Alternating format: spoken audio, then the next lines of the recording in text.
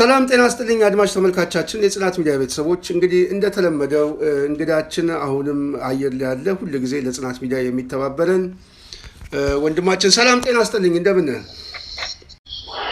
እግዚአብሔር ይመስገን እንደና ነኝ እንደምን አለህ እንታየ አለው እግዚአብሔር ይመስገን። እንግዲህ አገሪቷ ላይ የተለያዩ ቀውሶች በየጊዜው እየተሰሙ ነው። በጣም በሚገርም ሁኔታ ነው ነገሮች እየተለዋወጡ ያሉት።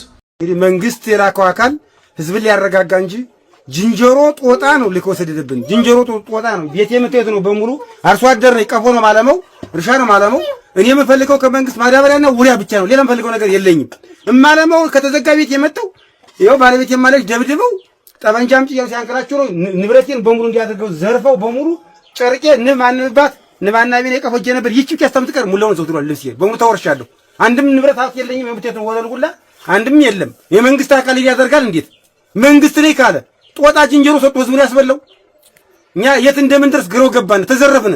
አርሶ አደርን ታን ሁለት ቀን የምዘረፈው እኔ የምታዩት ቀፎ ነው ማንመው እርሻ ነው ማርሰው ሌላ ማርገው ነገር የለኝም። እንዴ የተወርሸ ዘርፍ ያለው ንብረት የለኝም። እኔማ ጠበንጃ አምጪ ክላሽ አለው ክላሽ ነው ያለው ድብቅ ክላሽ አሉኝ። ኧረ ክላሽ የለውም አብራራ ነው ያለ ብዬ ብር አብራራውንማ እናውቀዋለን። ክላሽ አውጫሩ ደበደቡኝ። በዚህ ጎማ ታስሬ ተደበደፉኝ። በዚህ ጎማ ደበደቡኝ። ኧረ ተውኝ ብዬ ብር ቀየሱ ልዩት ሙላውን ማረጉት። ባንካስ እየገቡ ጠላ የለ ሳፋ የለ ዶን ጅበራውንስ ቢተውልኝ ምን ተጅበራ ያነሳለ ዘመድ ውድ ማረጉት ሙላው። እኔ የምናገረው እንግዲህ አለማ ኢትዮጵያ ስትኖር በአንድ ሆኖ አጥቅማንቶቻችንም ሲኖሩ አንድ ኢትዮጵያ ተብላ የምትኖር ሀገር ተብሔር ብሔር ከፋፍሎ ከአማራ ነው እያለ አማራ ጠልነትን የሚያሳየው ከዚህ ከአርሶ አደር ቤት ነው። እንግዲህ አንድ የንጹሃን አርሶ አደር ቤት እንዲሁ መዘረፍ ነው። አሁን ያው ጉር ነው። በጦሙ እንኳን የበሉት ዛሬ ዓርብ ነው። በጦሙ ነው ሲበሉት ይዋሉ። አሁንም ደግሞ ወንድሙ የእህቶችን ሀብት ንብረት ዘርፈዋል። በሬ መርተው ሄደዋል። አንድም ነገር የለም። ተዘርፈናል በሙሉ መንደሩ አንድ የለም። ዘርፈው ነው በኪያቸው ከተው ይሄዱ። ይኸው እሱ እርጎ አይቡን የበሉት ባርጓ ወጥተው በጾሙ ማለት ነው። ይሄ በሙሉ ባንካት የተወጎማ ነው። አልጌ ሳጥኔ እንዲሆኑ ጉድማ ተቀምጦ ያለ የፌደራል ፖሊስ አባላት ከዚህ ከመንግስት ደሞዝ መጨመር ጋር በተያያዘ ተስፋ በመቁረጥ በመካኒሳና ካራቆሪ አካባቢ እንደዚሁ አንድ ሙሉ ተሳቢ መኪና ዱቄት የጫነ ሰውየውን በማገት ይዘው እንደጠፉ እየተሰማ ነው። በተመሳሳይ አማራ ክልል ላይ እንደዚህ አይነት ውንብድናዎች በሰራዊት ውስጥ እየተፈጸመ ነው። ቤት ለቤት እየገቡ ገበሬውን መዝረፍ፣ ማሰቃየት እንደዚሁም የመንግስት ባለስልጣናትም አናርኪዝም የሆነ የፍትህ ስርዓቱን ሙሉ ለሙሉ በሚባል ደረጃ እያፈረሱት እንደሆነ እየተሰማ ነው። ይሄ ነገር እንዴት እየተከታተልከው ነው? በቃ በግልጽ የወጣ ነገር ነው። አንተም በመግቢያችን ላይ እንዳነሳው በሰሞኑ በፌደራል ፖሊስ አባላት የአንበሳ አውቶቡስ የገንዘብ ካዝናን በመስበር ገንዘቡን ከ3 ሚሊዮን ብር በላይ የሆነ ገንዘብ ከአንበሳ ባስ አመራሮች ጋር በመተባበር ዘርፈዋል። ከዛም በተጨማሪ ሰዎችን በማስገደድ በማስፈራራት ስልክ ነጠቃ፣ ቤት ለቤት በመግባት እቃዎችን መዝረፍ፣ ገንዘብ መዝረፍ የተለመደ ተግባር ሆኗል። በፌደራል ፖሊስ ብቻ የሚወሰን ሳይሆን የአዲስ አበባ ፖሊስ አባላትና ደንብ አስከባሪ እንዲሁም የሚሊሻ አባላትም በከፍተኛ ሁኔታ ወደ ዘረፋ ውስጥ ገብተዋል። ለስንታይ ይህ ስርዓታዊ የሆነ አናርኪዝም በአጠቃላይ በሀገሪቱ ውስጥ እየተስፋፋ እንደመጣ ነው የሚሰማው። በተለይ አሁን በሰራዊት ውስጥ ያለው ተስፋ መቁረጥና መዳከም እንደዚሁም የአብይ አህመድ አገዛዝ ሽንፈት አስከትሎ አማራ ክልል ላይ የገባው ሰራዊት እንግዲህ ቤት ለቤት እየገባ ገበሬዎችንም እያጠቃና እየዘረፈ ከብቶቻቸውንም እየነዳ እንደሆነ እየተሰማ ነው ያለው። በማስረጃም እየወጣ ነው። ይሄ ጉዳይ ወዴት እየሄደ ነው? እንደው ነገሩን እየተከታተልከው ነው? አዎ ስንታየው፣ አንደኛው በጣም ከፍተኛ የሆነ መሰላቸት አለ።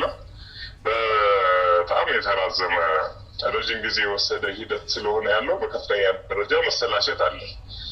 ሁለተኛ ነገር በወደቀ ነገር ላይ ባለቀ በሞተ ስርዓት ውስጥ እኛም የራሳችንን ሀብት መያዝ አለብን የሚል አመለካከት እያቆጠቆጠ ነው፣ በተለይ በታችኛው የመዋቅር አባላት። በዚህም ምክንያት በከፍተኛ ደረጃ ገበሬውን አስገድዶ እህል የመቀበል እንጀራ የመቀበል ነጋዴዎችን አስፈራርቶ መዋጮ የመቀበል ሁኔታዎች ናቸው የነበሩት ከዚህ በፊት። አሁን ደግሞ መልኩን በመቀየር ትልልቅ ወታደራዊ አዛዦችና ወታደራዊ መኮንኖች ለማበረታቻነት በየከተሞቹ በየክልል ከተሞቹ የተሰጣቸውን መሬት ለነጋዴዎቹ በተለይ ለጥገኛ ነጋዴዎቹ በአስገዳጅ ሁኔታ እየሸጡ ገንዘባቸውን እያሸሹ ነው ያለው ስንታይ። እንደዚህ አይነት መረጃዎች ነው በስፋት እየወጡ ያሉት። በጣም የሚገርመው በተለይ አሁን የብልጽግና አገዛዝ ወደ መፈራረስና መንኮታኮት ውስጥ እንደገባ የገባቸው የግል ባለሀብቶችም እንደዚህ በተለይ ከብልጽግና ውስጥ ጋር አብረው የሚሰሩ አንዳንድ የቡርዣ መደብ አባላት ገንዘባቸውን እያሸሹ ነው። በተለይ በውጭ ምንዛሬ ተደርጎ በከፍተኛ ቁጥር ያለው ገንዘብ በተለያዩ የውጭ ሀገር ዜጎች ከኢትዮጵያ እየወጣ ወደ ዱባይ እየሸሸ እንደሆነ እየተሰማ ነው። ይሄ ሁኔታም ራሱ በባለስልጣኖች አካባቢ እየተሰማ ነው። የባለስልጣን ልጆችም እንደዚሁ ከሀገር እያስወጡ ነው። በአጠቃላይ ምንድን ነው ብልጽግና ከዚህ በኋላ እጣፈንታው የመውደቅ እጣፈንታው ከየትኛውም ጊዜ በላይ እየሰፋ እየመጣ ነው። ግን አገሪቷን ወደ ቀውስ ውስጥም ለማስገባት በዚህ ደረጃ እየተንቀሳቀሰ መሆኑ እንደው በሰው ደረጃ አብዛኛው ሰው ግምቱ ምን ይመስላል? ያው ስርዓቱ የወደቀ ስርዓት ነው ስንታየው ከመሰረታዊነት በአገሪቱ አብዛኛውን ክፍል የማያስተዳደር በአዲስ አበባና በተወሰኑ ከተሞች ብቻ የተንጠለጠለ ስርዓት ነው የነበረው። በዚህም በካድሬው መካከል ያለው ዘረፋና መበስበስ ሌላውንም በማነሳሳት ወደ ስርዓታዊ ውንብድና፣ ስርዓታዊ አናርኪዝም እና ስርዓታዊ ዘረፋ የተሸጋገረ ስርዓት ነው። ስለዚህ አብዛኛው ነጋዴና ስርዓቱን የተጠጉ ሰዎች ስርዓቱ እንደወደቀ ስለገባቸው መተማመናቸው ስለተሸረሸረ ነው አሁን ወደ ግልጽ የሆነ ዘረፋ፣ ግልጽ የሆነ ሀብት ማሸሽ፣ ቤተሰብን ወደ ውጭ ሀገራት የማሸሽ ተግባራት በከፍተኛ ደረጃ እየተሰራ ያሉ። በዚህም ዋነኛ የዶላር መንዛሪዎችና የብላክ ማርኬት አዘዋዋሪዎች፣ የደህንነት አዛዦች፣ የፌዴራል ፖሊስ አመራሮች እና የመከላከያ ሰራዊት አዛዦች ከጥገኛ ባለሀብቶችና የፖለቲካ አመራሮች ጋር በመመሳጠር ነው እየተሰራ ያለው። በዚህ ከብልጽግና ጋር ንክኪና ግንኙነት ያላቸው ሁሉም ሰዎች በሚባል ደረጃ ቤተሰቦቻቸውን ወደ ተለያዩ ሀገራት እያሸሹ ነው ያለው ስንታይ።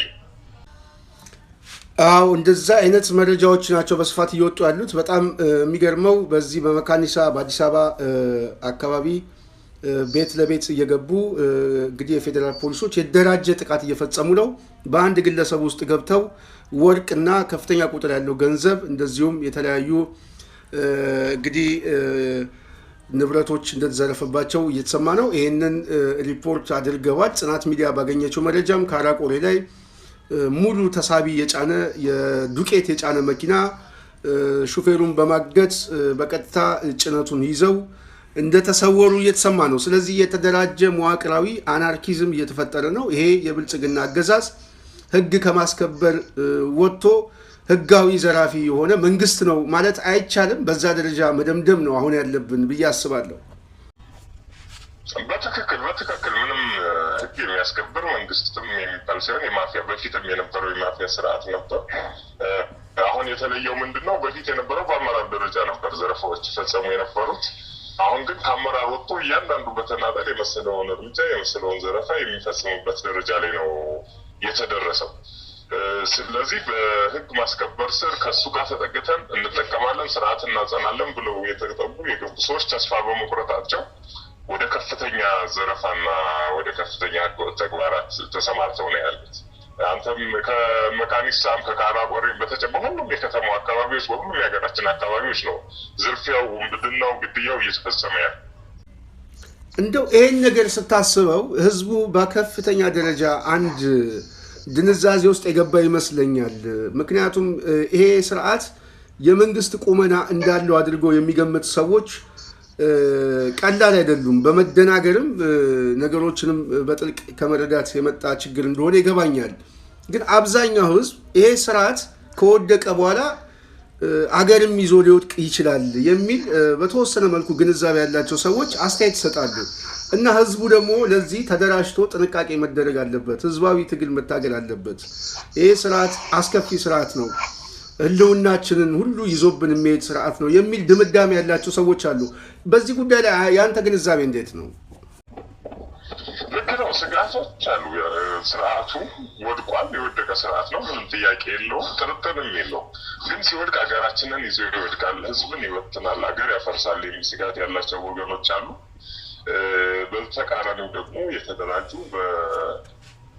በትጥቅም በሌላም በሲቪል የፖለቲካ ኃይል የተደራጁ የሽግግር መንግስት ጊዜያዊ የሽግግር መንግስት ለመመስረት የተደራጁ ኃይሎችም እየመጡ ስለሆነ ስጋቱ አነስተኛ ነው የሚሉ ወገኖችም አሉ። ግን ማህበረሰቡ ራሱ ከጠባቂነት አላቆ የለውጥ አካል መሆን አለበት። የታጠቁ ኃይሎችም እንደተከታተልከው ከፍተኛ ዓለም አቀፍ እውቅና በማግኘት ላይ ናቸው።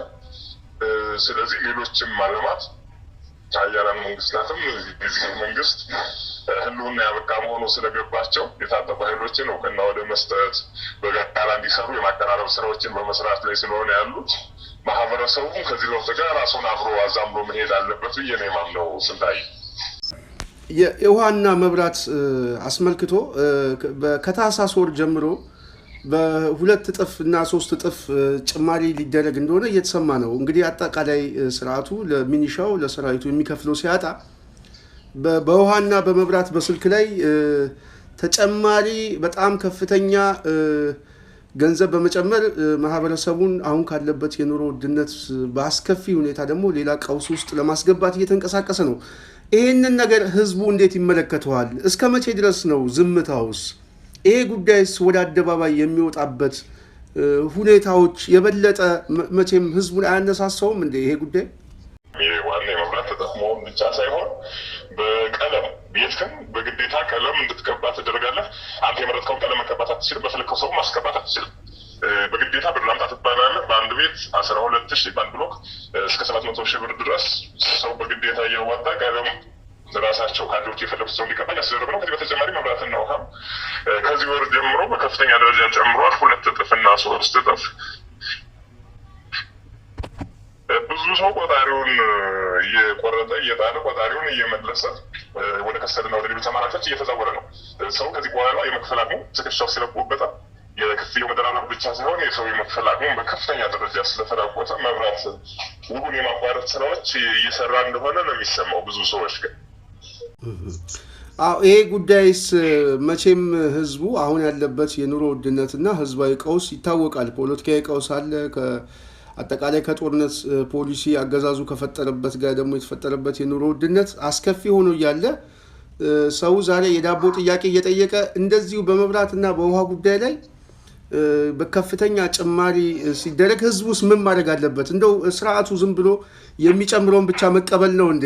ህዝቡ ራሱ እኮ አልከፍልም ብሎ እኮ ማመጽ ራሱ እኮ መብቱን ማስጠበቅ ካልቻለ ወዴት ነው የሚሄደው?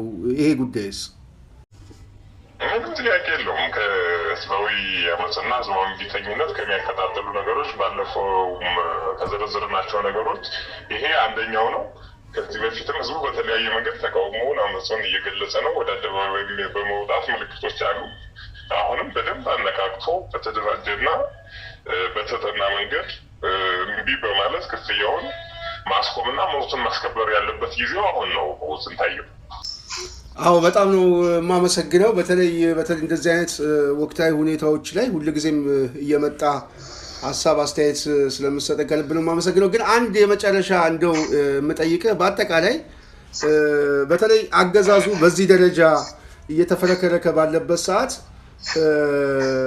ህዝቡስ አንድም ምን አይነት ጥንቃቄ ማድረግ አለበት? በተለይ ደግሞ የታጠቁት ኃይሎች ከየትኛውም ጊዜ በላይ አንድነታቸውን እያስጠበቁ ይህንን ትግል መጨረስ እንዳለባቸው ይገመታል። ብዙ ሰው እንደውም የሚያነሳው ይህንን ትግል ከአማራ ክልል ማውጣት አለባቸው፣ በተለይ ከክልሉ ወጥቶ ወደ መሀል ሀገር እየተሰባሰበ እየተጠጋ የሚመጣበት ጊዜ ወሳኝ ሰዓት ነው የሚባል ሀሳቦችን የሚያነሱ ሰዎች አሉ። እንደው በዚህ ጉዳይ ላይ ያንተ ሀሳብ ምንድን ነው? በጣም ጥሩ ነው። አንደኛ ማህበረሰቡ ማድረግ ያለበት በየሰፈሩ ራሱን በማደራጀት መረጃዎችን በመለዋወጥ ራሱን ከዘራፊና ከወንበዴ መጠበቅ አለበት። ህፃናቶቹን መጠበቅ፣ አረጋውያንን መጠበቅ፣ ደካሞችን መጠበቅ፣ ሀብት ንብረቱን መጠበቅ ያለበት ጊዜ አሁን ነው። ለምን ቢባል የመንግስት መዋቅር የፖሊስ ሀብቴን ይጠብቁልኛል፣ ህይወቴን ይጠብቁልኛል ብለህ የምትዘናጋበት ጊዜ ላይ አይደለም ያለ። ስለዚህ በማህበረሰቡ በኩል መደረግ ያለባቸው ጥንቃቄዎች ሁሉም በየሰፈሩ የሚተዋወቀው ሰው ራሱን በማደራጀት ከየትኛውም ጥቃት ከየትኛውም አደጋ ዘረፋም ይሆን የአካል ጉዳት እንዲሁም ግድያ ራሱን መጠበቅ አለበት። በታጠቁ ኃይሎች በኩልም እየተሰሩ ያሉ ከፍተኛ ስራዎች አሉ። አንደኛው በአደረጃጀትን ወደ አንድ ማዕከላዊነት የማምጣት ስራ ነው። እሱ በጥሩ ሁኔታ እየሄደላቸው እንደሆነ ነው የሚሰማው። ሁለተኛ ከሌሎች ወገኖች ከሌሎች ህዝባዊ ታጣቂዎች ጋር ከትግራይም ከአፋርም ከሶማሌም ኃይሎች ጋር እንዲሁም ከኦሮሞም ከደቡብም አብሮ የመስራትና ወደ አንድ የጋራ ሀገር ስለሆነ ያለው በጋራ በሚያግባቡ ጉዳዮች የጋራ በሆኑ ጉዳዮች ላይ አብሮ ለመስራት መስማማት እንዳለ ነው የሚነገረው። ከዛ በተጨማሪ መጨረሻ ላይ አንተም ያነሳው ከእንቅስቃሴውን ወይም ትግሉን ከአማራ ክልል የማውጣት ስራዎች እየተሰሩ ነው። በተወሰነ ደረጃም ምልክቶች እየታዩ ነው። ስንታየው ትግሉ ከክልሉ እየወጣ ስለመሆኑ የሚያሳዩ ተጨባጭ ማስረጃዎች እየታዩ ስለሆነ በዛ ደረጃ ነው እየሄደ ያለው። በጣም ነው ደስ የሚለው። መቼም የሁል ጊዜ ተባባሪያችን ስለነበረን ቆይታ ከልብ አመሰግናለሁ። እንደዚሁ አጫጭር አዳዲስ ወቅታዊ መረጃዎችም ሲኖር እየደወል እንደምናስቸግርህ እና አንተም እንደምትተባበረን ተስፋ አደርጋለሁ። ስለነበረን ቆይታ ከልብ አመሰግናለሁ። መልካም ቀን። እኔም በጣም አመሰግናለሁ ስንታየው። እሺ እሺ።